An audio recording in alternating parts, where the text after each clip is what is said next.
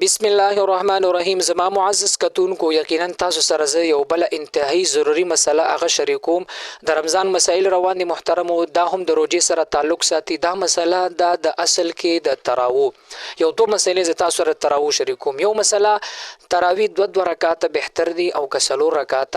یو دویمه ده چې یو سړی راشي دغه نه تراوی شوي وي، نو هغه بیا تراوی ته صلات وتر د امام سره وکي او کنه تراوی پوره کی بیا صلات وتر وروسته ځان له وکي. دغه مسله دا دوه انتهایی اهمه مسلې دي.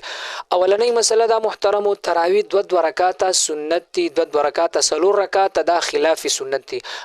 که یو سړی غلط شو، هغه په غلطۍ کې سلور رکعات وکړل، نو دا تراوی هم جایز دي، سلور رکعات هم کیږي، خو بهتره او ثواب زیات او صحابه چې کوم اجماع نقل شوی دا هغه په دې دو رکعاتو باندې ده، نو دو رکعات کول بهتر دي. یو مسله.